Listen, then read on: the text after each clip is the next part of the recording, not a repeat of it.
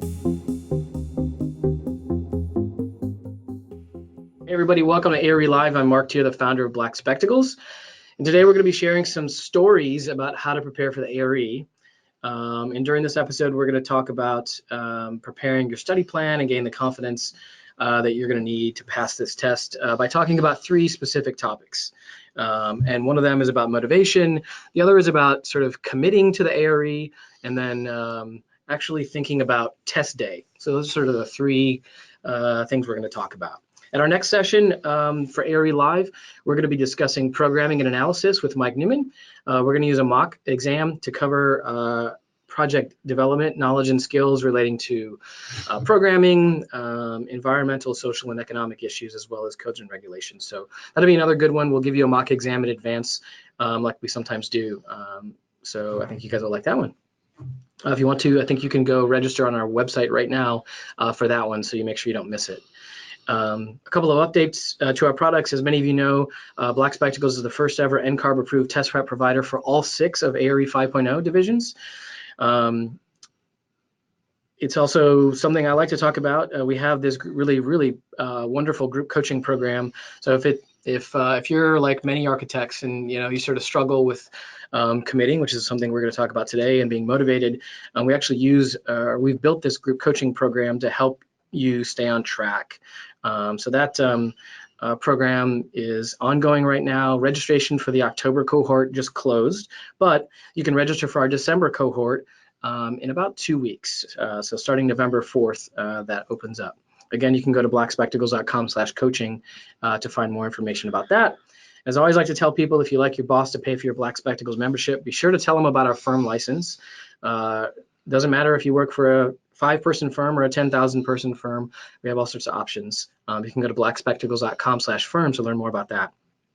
And then lastly, if you think there's no chance your boss is going to pay for your Black Spectacles membership, we do have a special discount on individual memberships that we'll share at the end of the show.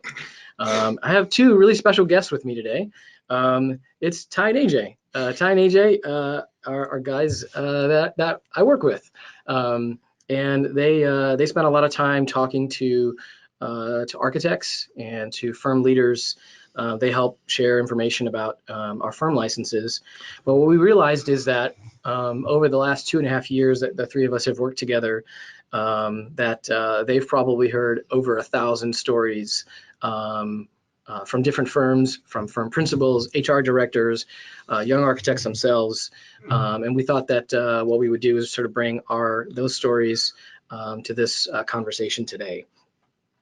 So that's sort of our kind of our jumping off point. So I'm going to go ahead and move to our first topic here.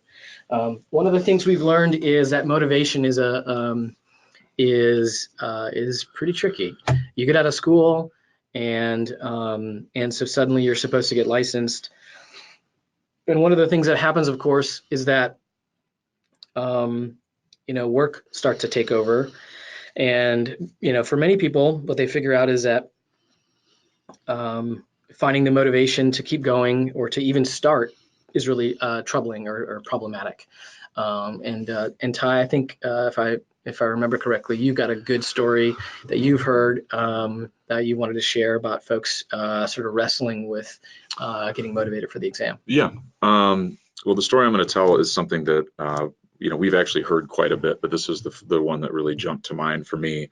I was speaking with, just to protect their real name, let's call her Jane, and Jane was from a fairly larger firm in Kansas, and she was reaching out in hopes to bring a resource like ours into the firm, because she had really struggled throughout her career at passing the exams. She had stopped and started multiple times. At this point, when she reached out to us, she was a little bit later in her career, mid to late 50s, and she had pretty much everything that life could throw at her. And I don't mean that in a bad way.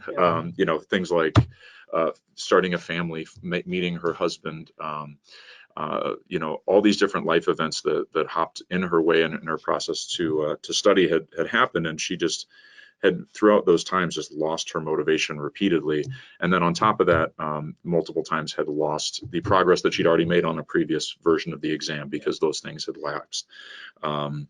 And at this point, she was coming to me not because she, I think, wanted to advance her career any further than where it was now, but she really wanted to prove to herself, to her children, I mean, her actually was expecting a grandchild, that she still wanted to make this next step in her life and wanted to get the personal satisfaction out of joining that elite group of people in her field. You know, and it's really just about it being never too late to finish what she started.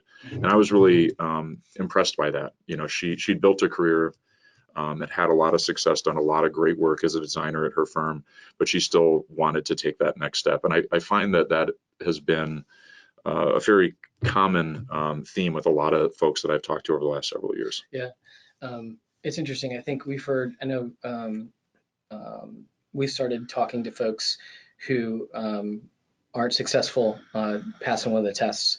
And from those stories, I'm thinking back, one thing I hear a lot is folks who, once they fail one test, as soon as they fail a test, boom, they're, sometimes folks can lose their focus and lose their motivation to keep going.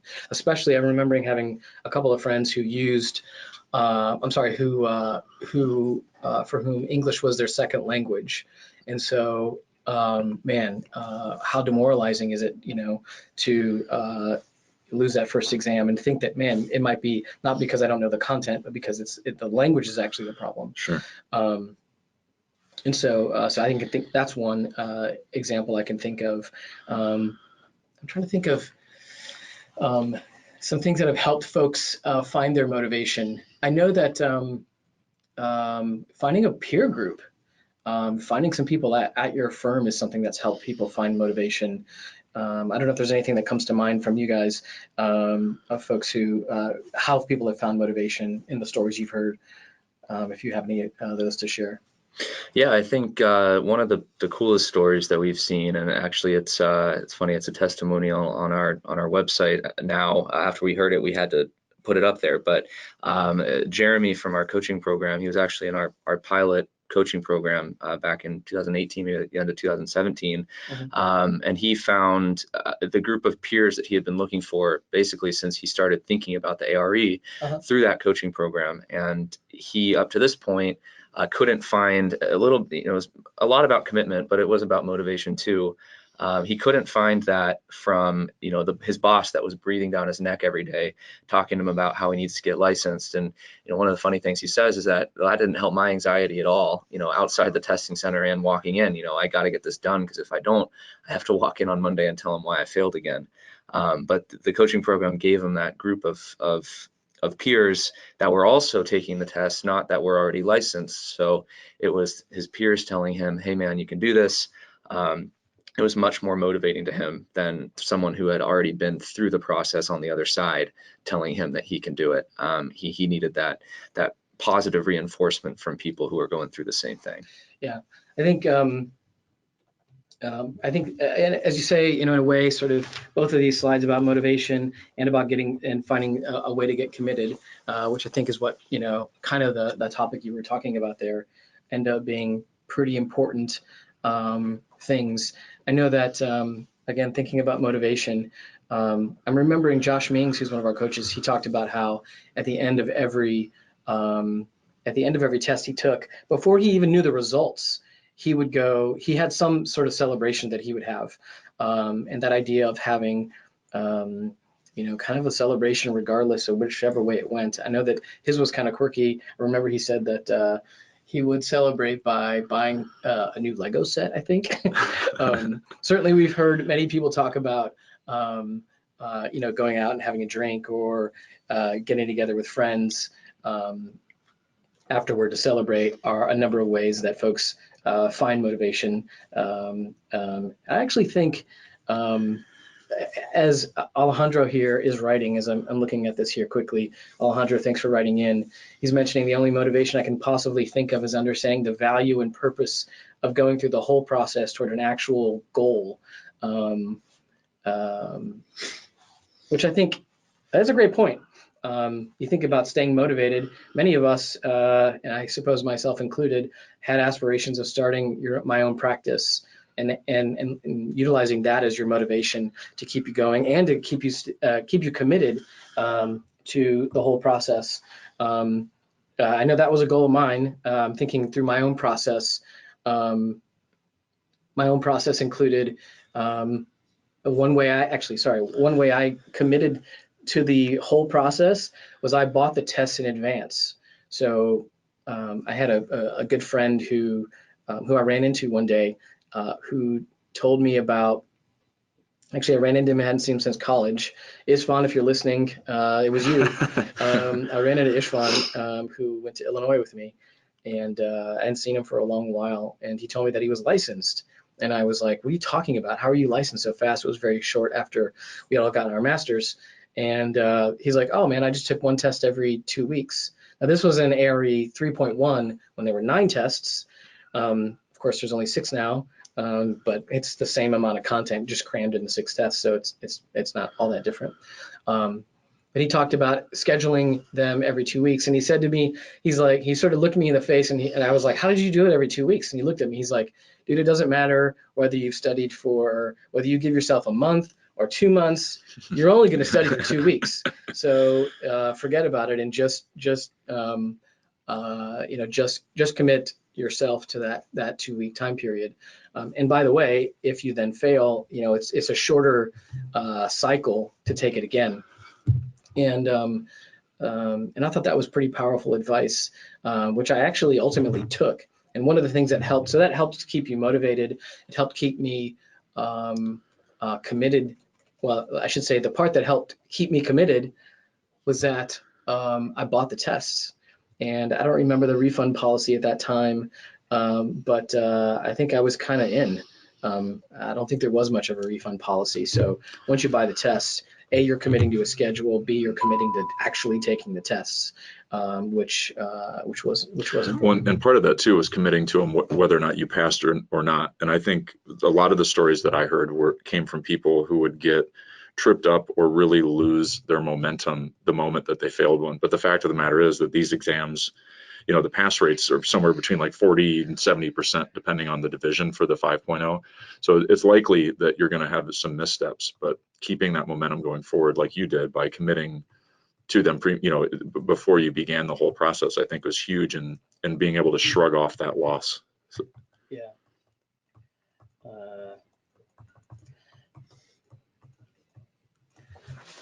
That's awesome. Sarah is writing in and she's saying, my motivation is being told for over 10 years, no, you can't. And her response is, watch me, which is awesome. She's like, now that the test is approaching, they have nothing to say. Go me. Hell yeah, Sarah, that's awesome. That's great. And that's really powerful. I'm looking at Emily's comment here. She's saying both her husband and her were studying together and taking their tests. They passed within 1.5 years. She failed one. She failed once. But maybe I'm misreading it here. But the idea being that somebody failed and then someone passed all of them, but she's still sticking with it, which I think is huge. Is huge. I think I'm trying to think for a second. I think that's the thing, is not letting sometimes folks, I feel like they get kind of stuck on this idea that, well, I'm going to take a test and then see how I do. And then once I see how I do, then I'm going to make my plan. And I feel like that concept is one that it puts you in a really bad position in terms of motivation and commitment. Excuse me. And the reason is because if it didn't go well, now what are you you're going to not commit to taking the test? It's like, do you want to get licensed or not? And by the way, if you fail the first test, and many people fail the first test, we'll just keep going. Yeah. And then figure out, kind of what your next step might be. Guys, I'm not sure if you have any more stories to share here. Yeah, I have just one thing to say too. As far as the motivation, I think Mark hit the nail on the head. But the other thing about, not only are the pass rates low, but just realizing that by getting licensed, you're joining an elite group in the profession. As everyone knows, as an architect, you don't have to, you could go have an entirely successful career without being licensed. And so doing it is putting you just kind of in the next echelon, and it is an elite group, and it's something that you can be very proud of. Yeah. Adriana is writing here. How do you start again when you lose 3 tests because of the rolling clock? And again, I think this all sort of connects to the same thing, which is about committing to the test or committing to just get licensed. I mean, I think they give you 5 years for the rolling clock. And I mean, I guess the other story I would share is, I certainly know a couple of folks who essentially let life get in the way. And I've heard Mike say this many times. The earlier you are in your life and your career, usually, almost always, the less complicated your life is. So the longer you wait, you're only creating more complexity for your situation. So I know it's not always the case, but it's usually the case. Folks, they either take on more responsibility in their firm. I mean, you think you're busy, cranking out drawings or models or renderings. Wait till you're doing that and managing 5 people and having to deal with, being a project manager or whatever. Like, as you move along in your firm, just your responsibilities get more complicated. Many people start a family, so you bring kids into the whole thing. You bring a spouse into the whole thing. Just starts to get more and more complicated. So that's why I've always loved the idea. And I don't know if 2 weeks is the right, whatever. I know our coaching program is designed to run about a 1 month study schedule, which is fine. Some people do it faster, some people take us slightly longer, but whatever it is, again, I think just committing to this whole thing is the key. Otherwise, there's just so many things that can knock you off your game. Adriana mentioning the rolling clock, like that's one thing that can knock you out of your game. Saying at the beginning, I'm going to try one time and see how it goes, has the potential to knock you off your game. We've spoken to many people who talk about that. Also looking here at a couple of other comments. That's awesome. Giselle's asking, what does it feel like a few months after you passed your test? I want to be able to visualize that moment. I think that's cool. It's a good way to think about it. And I would just say that, I don't know. That's what, with the process I used, it didn't really matter. It was just on to the next test. 2 weeks, take the test, and then you start studying again for 2 weeks, and then you take the test. So you're just going full steam ahead no matter what. And I failed one of the tests and had to retake it, and was thankful that I had them all planned, because then by the time I took all 9 of them, at that time it was 6 months between tests. Now it's 60 days, so it's only 2 months, which is good, which is better. But because I had them all back to back to back, it was actually only, I think, 4 months after my last test that I got to take one, because there was 2 months in between there. So I think just speaking to that concept of motivation and committing to pass the test, which are really linked. I think I was at a firm in Chicago a couple weeks ago, and someone mentioned something about knowing that they wanted to be an architect from a very young age, and that it has always been something, before they were even in an architecture school, that they knew they wanted to do.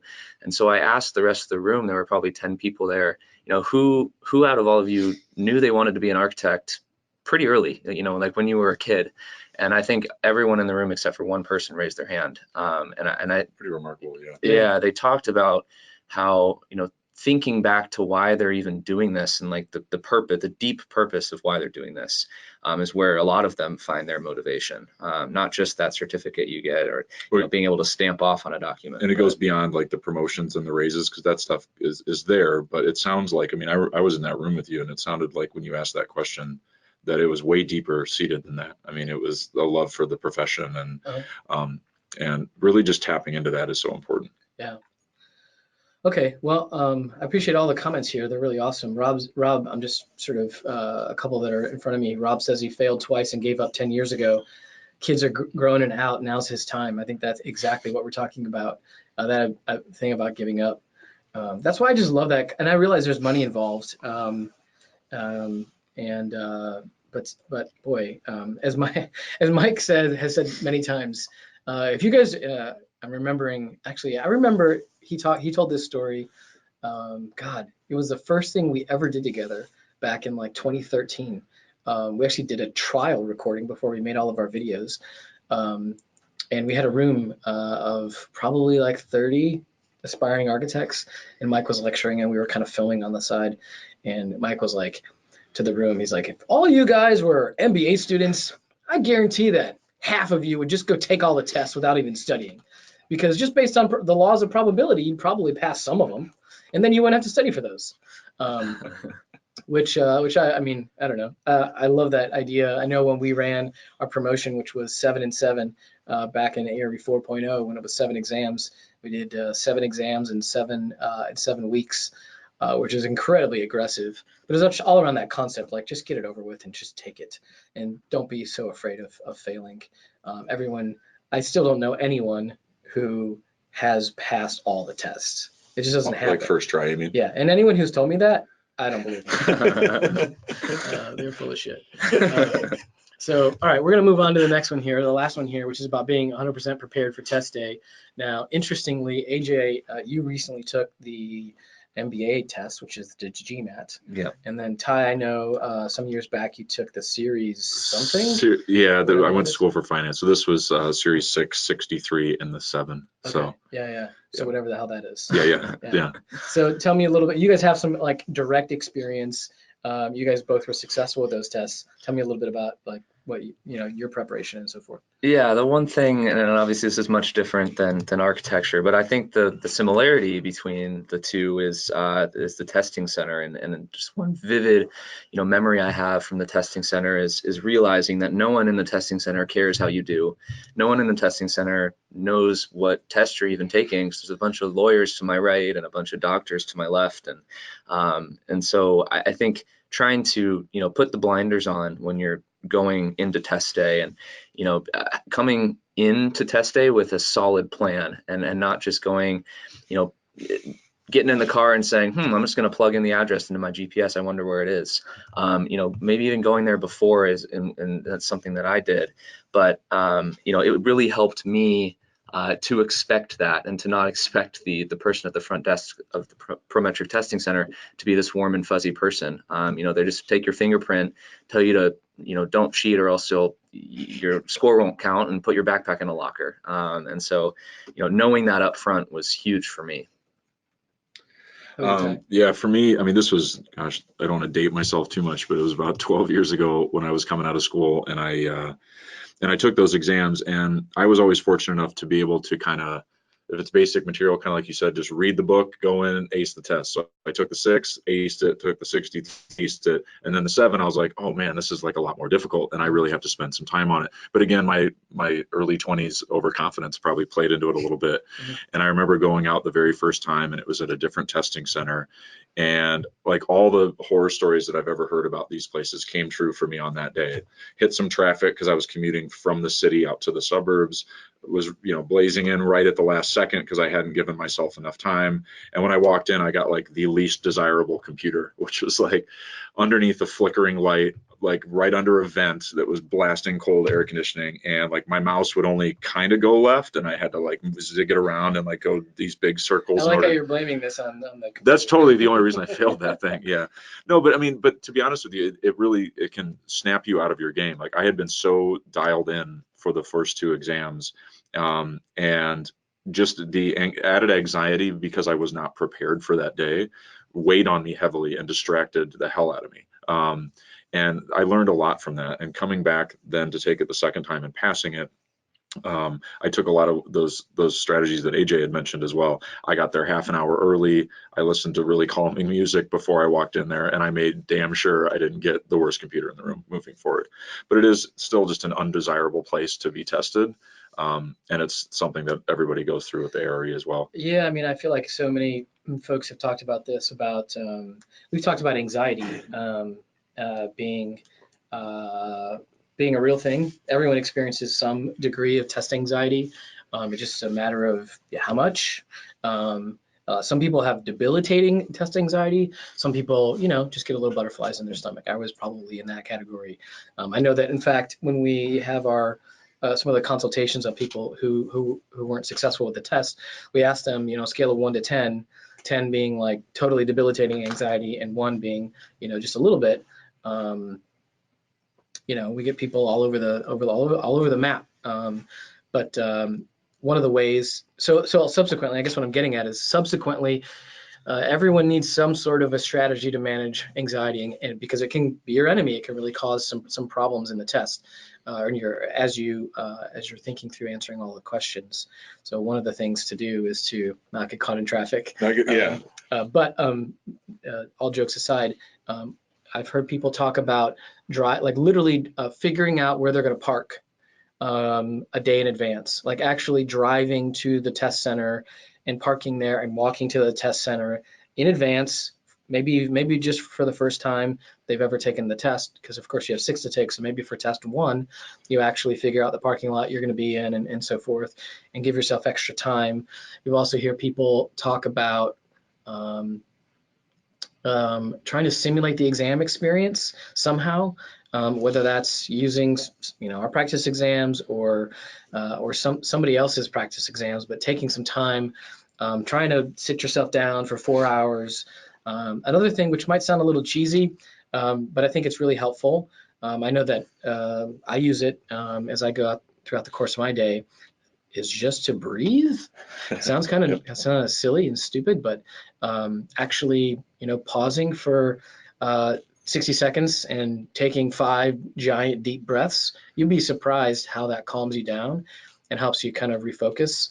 We were talking actually to a professor who's sort of an expert in this, in terms of controlling your own emotions, and he was talking about how if you and this is the sort of the science, the loose science behind why this works. If you think about what taking a deep breath does, it's putting a bunch of oxygen into your body and your brain to help you kind of gain control over your emotions in that moment. So imagine you're stressed out. Imagine, Ty, even in that moment when you were super stressed out, right? Yeah. If you would have just stopped maybe at the beginning of that test and just taken 5 huge, slow, deep breaths, maybe you would have brought you down 1 notch, even further. Absolutely, definitely didn't do that. So there's quite a few things. So I guess in summary, basically preparing yourself by sort of the route you're going to go. So the tactics of the route you're going to go, making sure that's all under control. So you've already rehearsed that. Also utilizing some, let's say, anxiety reducing techniques, even during the actual test or even preceding sort of the test itself. I like what you said, sort of putting your blinders on, AJ, about how the people you're sitting next to, who knows what test they're taking. Yeah. That's sort of a weird experience. Yeah.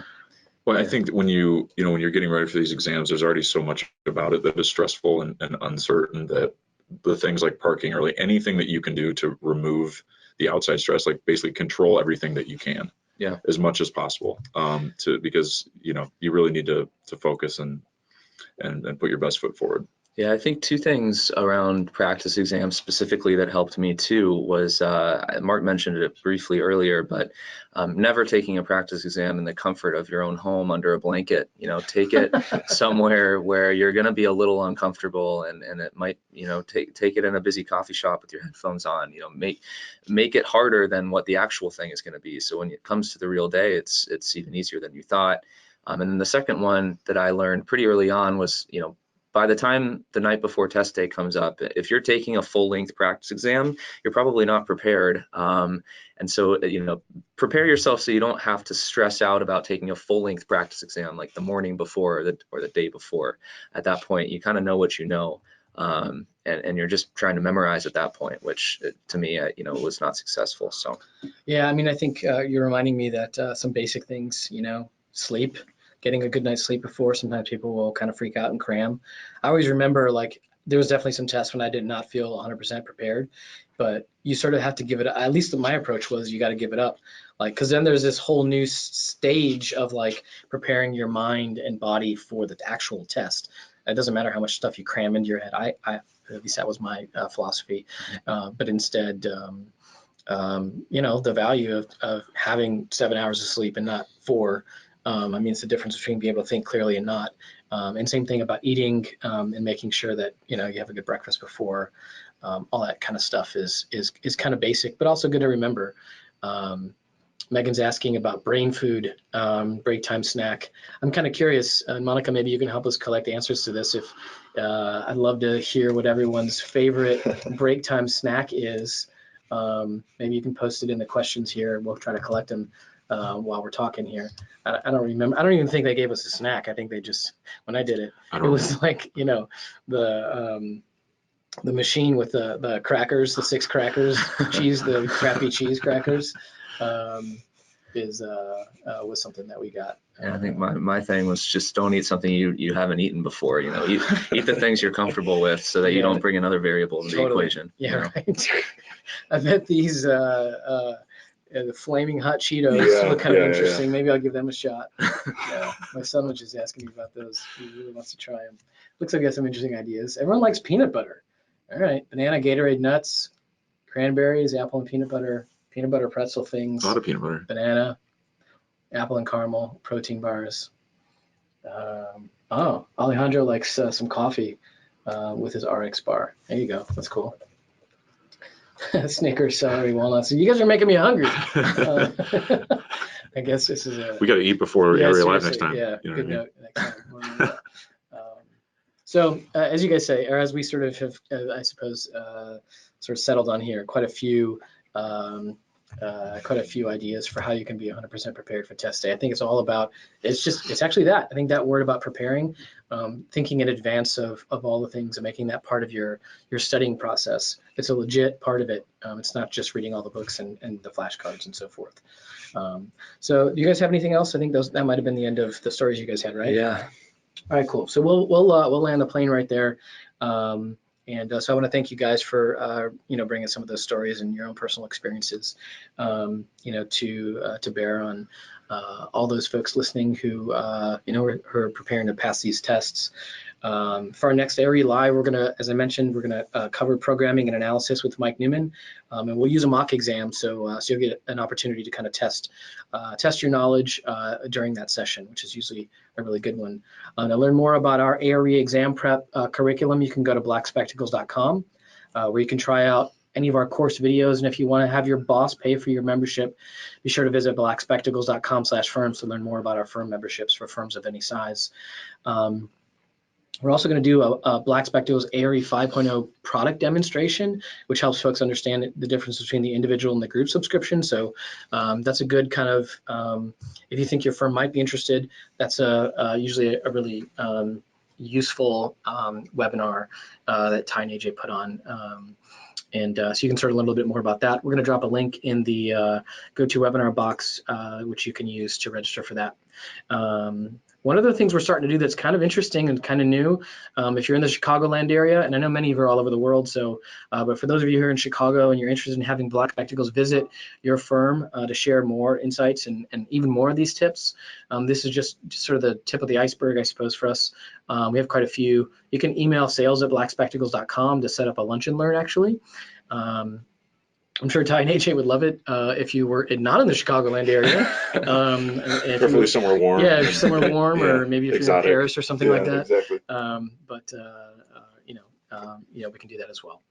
For those of you who are ready to start preparing for the ARE right now, you can use coupon code TIP101019YT to get a 15% discount for the entire duration of your ARE exam prep membership. I'm putting it up on the screen right now, so you can write down that coupon code and you can use it. And then finally, tomorrow we'll email you a follow-up about today's live broadcast. So please let us know what you think and share any suggestions that you may have. I promise we read every word that you guys write and use them to tune our next episodes. So thanks for watching.